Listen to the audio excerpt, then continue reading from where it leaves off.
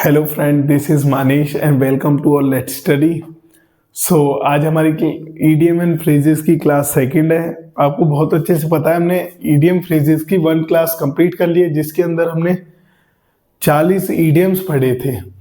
तो आज भाई क्लास सेकंड है और इसे स्टार्ट करने से पहले जिसने भी क्लास वन बिल्कुल ध्यान से देखी है, सबसे पहले मैं उसका टेस्ट लेते हैं, है ना, एक प्रैक्टिस करते हैं। मैं उसमें से 10 आपसे इडियम फ्रेजेस पूछता हूं और आप देखना उसमें से कितना आपने रिवाइज करा है और कितने आपको इडियम याद हुए हैं। तो एक एक करके पूछते हैं। जैसे भाई सबसे पहला है एक अ बॉर्न टू पिक। इसका आंसर बताइए। अ बॉर्न टू पिक आपने कल अच्छे से पढ़ा था। देखिए, जिस जिसको आंसर पता है वो मतलब लिखते जाना है, बताते जाना है। जिसे नहीं पता वो रिवाइज करते जाइए। हम क्लास स्टार्ट करने से पहले जितने भी 40 में से हम 10 को रिवाइज करेंगे। बॉर्न टू पिक का मतलब है angry about something and want to discuss it, है ना। झगड़े की जड़ होना मतलब बॉर्न टू पिक। जैसे हमने समझा था पड़ी लकड़ी उठाना, इस तरीके से बॉर्न उठाना, पिक करना, है ना। अगला आप बताइए a shoot in the arm. A shoot in the arm मतलब कोई गोली चली और आर्म में लगी। हमने कल एक कहानी समझी थी शूटर मूवी से, है ना, उसे रिलेट करते हुए उसका आंसर क्या होगा? Something that improve situation. ऐसी कोई थिंग होना, ऐसी कोई चीज होना जिससे इंप्रूव हो जाए सिचुएशन, ठीक हो जाए। अगला लिखा हुआ है अगेंस्ट द क्लॉक का मतलब बताइए आप। थर्ड नंबर का जो हमारा इडियम है अगेंस्ट द क्लॉक, इसका मतलब क्या हुआ? Complete task before a deadline. Against the clock हमने कल समझा था कि जो घड़ी है उसके अगेंस्ट चलना, है ना। आप बताइए an eye for an eye. An eye for an eye इसका मतलब क्या हुआ? An eye for an eye इसका मतलब हुआ जब भी आंख के बदले आंख लेना। Punishment should be equal to the crime. किसी पनिशमेंट की जगह बिल्कुल वही पनिशमेंट देना, मतलब किसी क्राइम की जगह सेम एज इट इज वही पनिशमेंट देना। अगला आप बताइए हमें इडियम ब्लूसम फ्रेंड का मतलब क्या हुआ? ब्लूसम फ्रेंड हमने कल देखा था। ब्लूसम फ्रेंड का मतलब हुआ ऐसे फ्रेंड जो एकदम पक्के हों, है ना। बेस्ट फ्रेंड को हम क्या बोलेंगे? ब्लूसम फ्रेंड। अ डाइट डक का मतलब बताइए। A diet duck thing that, diet duck का मतलब हुआ a thing that is useless. ऐसी डक जो बिल्कुल यूजलेस हो, जिसका कोई मतलब ना हो। अगला इडियम बताइए all Greek and Latin. All Greek and Latin का मतलब बताइए, फिर हम अपनी क्लास स्टार्ट करते हैं। ऑल ग्रीक एंड लैटिन आपको अच्छे से पता है, ग्रीक और लैटिन हमारी अलग अलग भाषा है और इसका इडियम फ्रेज क्या कहना चाह रहा है? That is impossible to understand. ऐसी कोई भी चीज जिसे समझना बहुत ज्यादा कठिन हो तो वो हमारा क्या कहलाएगा? All Greek and stand. तो भाई आज हमारा डे सेकंड है ईडीएम फ्रेजेस का। क्लास स्टार्ट करने से पहले मैं आपको कुछ बता देता हूँ, उन्हें एक एक को लिखते जाना ताकि आपको अगले दिन कोई भी प्रॉब्लम ना हो। देखिए सबसे पहला हमारा ईडीएम फ्रेज दे रखा है a bull in a china shop. सबसे पहले देखिए a bull in a china shop. Bull का मतलब क्या होता है? भैंसा, मतलब भैंस का जो मेल वर्जन होता है भैंसा बोल देते हैं। Bull in a china shop, उसका काम क्या होगा? देखिए इसका मतलब क्या हो रखा है?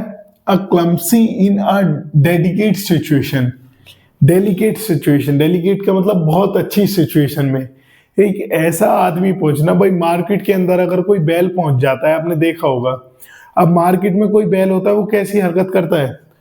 मतलब या तो वो एक दूसरों से लड़ते हैं आपसी में, या एक दो बैल मिलके किसी तीसरे बैल को मारते हैं। उसी तरीके से अब बोले ना चाइना शॉप, जब चाइना की बाजार में बुल जाएगा तो उसका मतलब क्या कहना चाह रहा है? A clumsy in a delicate situation. किसी विशेष जगह पर अनाड़ी व्यक्ति। आपने देखा होगा बैंक के अंदर लोग बहस करने लग जाते हैं, गवर्नमेंट प्राइवेट सेक्टरों के अंदर लोग बहस करने लग जाते हैं, एक मॉल के अंदर जहां पब्लिक ट्रांसपोर्ट हो वहां पे लोग बहस करने लग जाते हैं, उल्टा सीधा बोलते हैं, तो उनको हम क्या बोलेंगे? Bull in a china shop. A broth of a boy. देखिए अगला इडियम है हमारा ब्रूथ ऑफ अ बॉय। ब्रूथ का मतलब क्या समझ रहे हैं आप? ब्रूथ से आप रिलेट कर पा रहे हैं यूथ। ब्रूथ से आप क्या बोल पा रहे हैं? यूथ। अब यूथ कौन होता है? यूथ का मतलब कौन होता है? जो जवान होता है। यूथ और एनर्जेटिक पर्सन, ऐसा पर्सन जिसमें एनर्जी भरी हुई हो, जैसे बिल्कुल आपको क्या बोला जाएगा? ब्रूथ ऑफ अ बॉय। इसका मतलब क्या हुआ? अ यंग और एनर्जेटिक पर्सन। अगला हमारा ईडियम है 8 6 एंड 7। 8 6 एंड 7 का मतलब क्या होता है? मैं बोल रहा हूं ये हमारे कितने हैं? हमारे पास 6 हैं।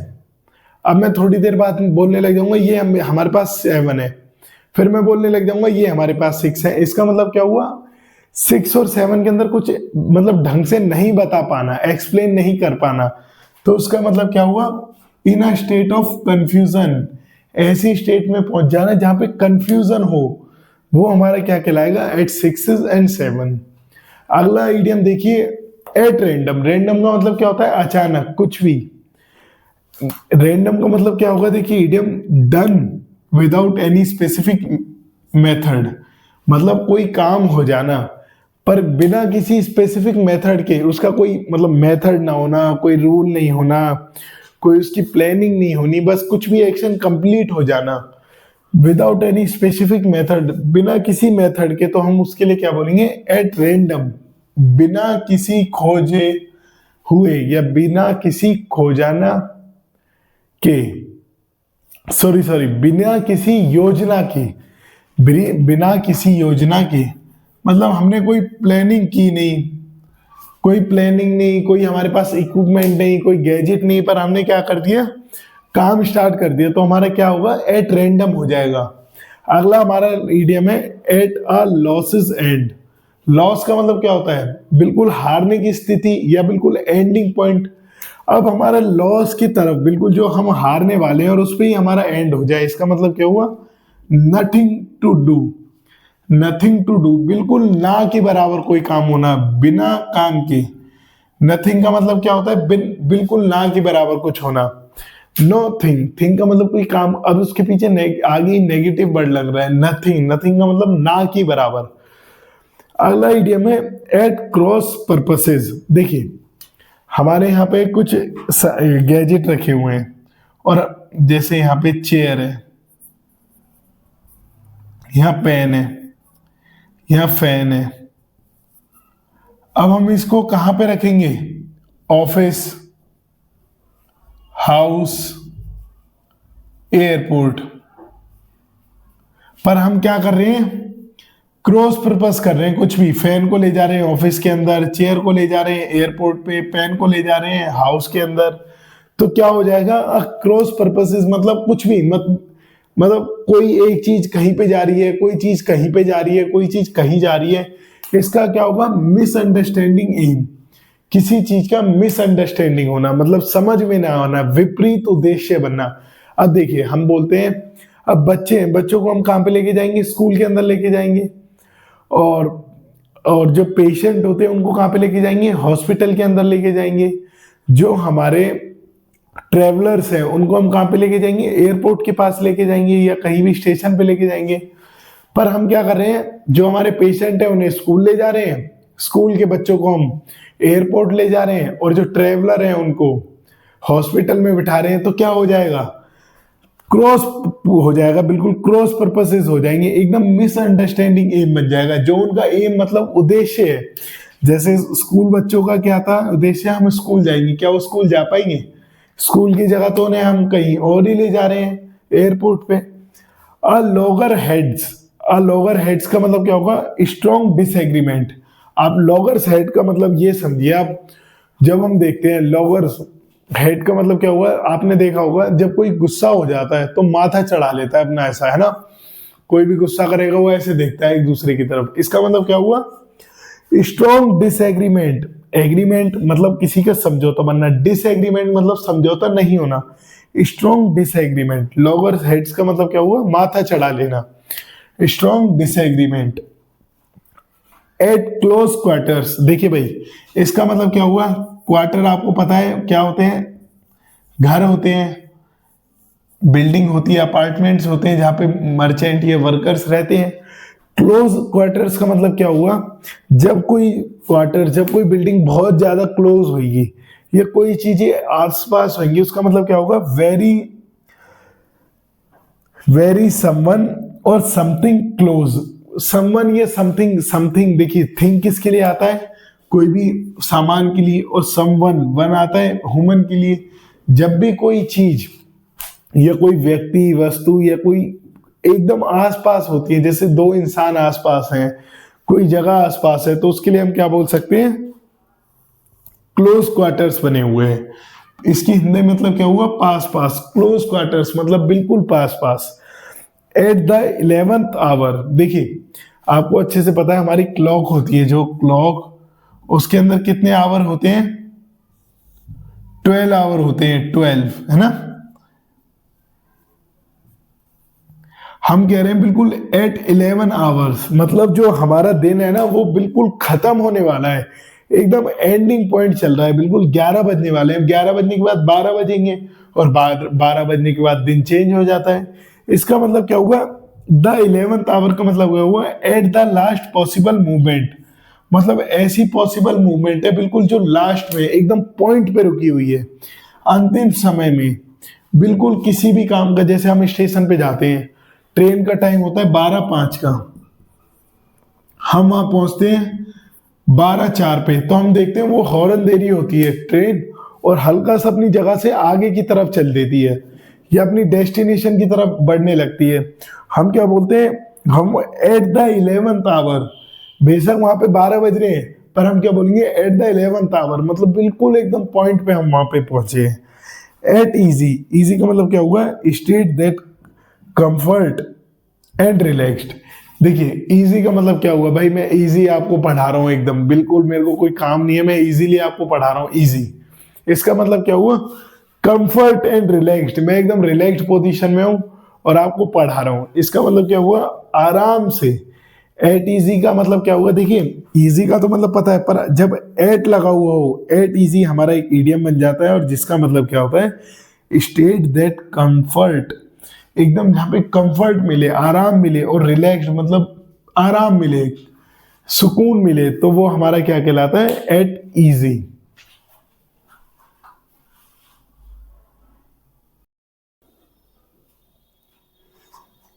अगला हमारा इडियम है one's beck and call. One's beck and call, देखिए वंस बैक एंड कॉल, कोई पीछे से आवाज दे, कॉल करे, समझना ऐसे, कोई पीछे से बैक से आवाज दे और एकदम से कॉल करे, आप क्या करोगे, ready to anything for one order, आप क्या करोगे, एकदम रेडी हो जाओगे किसी के ऑर्डर का सुनने में, और ऑर्डर आपको ऐसा मिलेगा, आप उस ऑर्डर के लिए कुछ भी कर सकते हैं ना। देखिए वंस बैक एंड कॉल, किसी ने पीछे से आपको आवाज दी, कॉल किया, आप क्या करोगे, किसी के आदेश पर, मतलब किसी के भी आदेश पर आप कुछ भी कर सकते हो, है ना। Ready to anything for anyone, जो बैक से आवाज देगा आप क्या करोगे, एकदम से रेडी हो जाओगे, क्या, anything for anyone, anything for any order, पीछे वाले की आवाज सुनते ही आप क्या हो जाओगे, रेडी हो जाओगे। अ थ्रोन्स या a stones throw, a stone throw का मतलब क्या होगा, अ स्टोन थ्रो, देखिए मैं आपको, एक स्टोन का मतलब क्या होता है, एक पत्थर होता है ना। मैं आपको देता हूं एक पत्थर, आप क्या करो, आप उस पत्थर को फेंक दो, अ स्टोन थ्रो। आप फेंकोगे, फेंकने के बाद वो कितनी पास में जाके गिर जाएगा, कुछ ही दूरी पे, थोड़ी सी दूरी पे जाके वो गिर जाएगा, और जो वो थोड़ी सी दूरी पे गिर रहा है, इसका मतलब क्या होगा, वेरी शॉर्ट डिस्टेंस, बहुत पास, ऐसा डिस्टेंस जो बहुत नजदीक हो, उसी का मतलब क्या होता है, अ स्टोन्स थ्रो। अब अगला इडियम है अ एक्स टू ग्राइड। ग्राइड का मतलब क्या होता है, देखिए ग्राइड का मतलब होता है धार लगाना। ग्राइंड करना आप देखा होगा, हम बोल देते जो हमारी अनियन होती है, सब्जी बनाते हैं, तो हम नहीं बोलते थे ग्राइंड कर देना थोड़ा, है ना, मतलब पीस देना है, या उन्हें थोड़ा अच्छे से शेप, है ना। ग्राइंड का मतलब क्या होता है, धार लगाना। एक्स का क्या मतलब होता है, कोई ऐसा होता है वो, देखिए ऐसे कुल्हाड़ी टाइप में, है ना। एक्स को एक धार लगाना, इसका मतलब क्या हुआ, a personal motive for conflict. Conflict का मतलब क्या होता है, लड़ाई। अब पर्सनल मोटिव, किसी का अपना पर्सनल मोटिव होना, उसी का मतलब क्यों क्या हुआ, एक्स टू ग्रेड मतलब निजी स्वास्थ्य का उद्देश्य। देखिए हम ऐसे नहीं बोल देते, हमारे यहाँ बोल देते हैं वेस्टर्न यूपी या आप हरियाणा की बात करोगे, डाव पहना रहे हैं, डाव है पहना लो, इसका मतलब क्या हुआ, जो लड़ाई करने के लिए जो हमारा गैजेट है ना उसको शेप दे लो, मतलब उसको पॉलिश कर लो ताकि लड़ाई करें वो एकदम बढ़िया काम करे। इसका मतलब क्या होता है, अब पर्सनल मोटिव फॉर कंफ्लिक्ट, हम क्या करते हैं, एक पर्सनल मोटिव होता है हमारा, कंफ्लिक्ट मतलब लड़ाई के लिए हम क्या करते हैं, अपने गैजेट्स को अपने वेपन्स को रेडी करते हैं, तैयार करते हैं, ग्राइड करते हैं उनको। एन एक्स टू ग्राइड, इसका मतलब जो एक्स हमारे मतलब कुल्हाड़ी या जो भी हमारे पास है ना उसको एक ग्राइड कर दो, शेप दे दो ताकि हम क्या कर सकें, कन्फ्लिक्ट कर सकें। अब देखिए अगला है अब बुल मार्केट। देखिए अब बुल मार्केट का मतलब क्या हुआ, आपने देखा होगा पैसा.com या ऐसी कुछ शेयर मार्केट होती है, उसके अंदर क्या होता है, एक बुल होता है, अगर वो ऊपर की तरफ चल रहा होता है ना तो उसका मतलब होता है जो वो हमारा पैसा है वो आवेश करा हुआ, निवेश करा हुआ पैसा हमारा बढ़ रहा है। Market prices are very rising, जो हमारा मार्केट प्राइसेस है ना वो बहुत ज्यादा बढ़ रहा है, इसका मतलब क्या हुआ, अब बुल मार्केट। जब अब भी हमारा पैसा जो बढ़ रहा हो या मार्केट का पैसा बहुत जल्दी बढ़ रहा हो तो उसका मतलब क्या होता है, बुल मार्केट।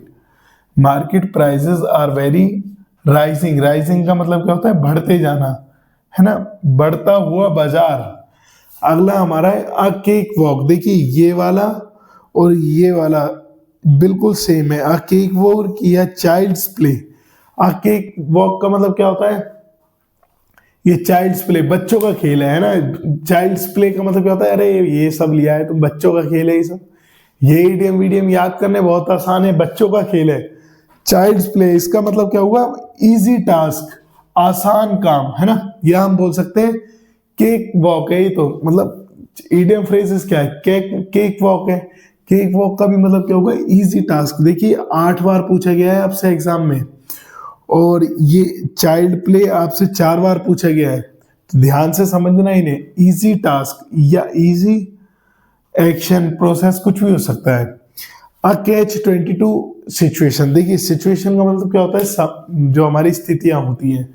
अब देखिए मैं आपसे बोलता हूँ कैच 22 सिचुएशन मतलब 22 आपको सिचुएशन समझनी है, ये संभालनी है। देखिए 11 ही साथ में आप इन्हें कंट्रोल कर पाओगे, कोई भी नहीं कर पाएगा। इसका मतलब क्या हुआ, डिफिकल्ट सिचुएशन और सॉल्यूशन इज इम्पॉसिबल, ऐसी सिचुएशन जिसका सॉल्यूशन मिलना ही बहुत मुश्किल हो, इम्पॉसिबल हो, तो उसका मतलब क्या होता है, कैच 22 सिचुएशन। मतलब आप देखिए दो और दो सिचुएशन ले ले, जब भी हम कंट्रोल नहीं कर पाएंगे तो इसका मतलब क्या हुआ, difficult situation, solution is impossible.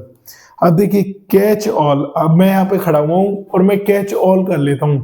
Catch all का मतलब आप ये समझना, मतलब कोई हमारे पास कोई भी चुनौतियां आ रही है या कोई सिचुएशन में सब कोई मतलब हमारी सिचुएशनों को हैंडल कर रहा हूं, या आप समझना कैच ऑल का मतलब क्या हुआ, something that cover everything, something that cover everything, ऐसी चीज जो सब चीजों को कवर कर ले, उसी का मतलब क्या हुआ, अ कैच ऑल, सब कुछ शामिल करने वाला। मतलब देखिए मैं खड़ा हूं, यहां से कोई प्रॉब्लम आ रही है, मैंने वो भी उसका भी मतलब जो हमें आंसर करना था वो भी दे दिया, कोई प्रॉब्लम इधर से आ रही है उसको भी मैं टैकल कर रहा हूं, हर चीज को फेस कर रहा हूं।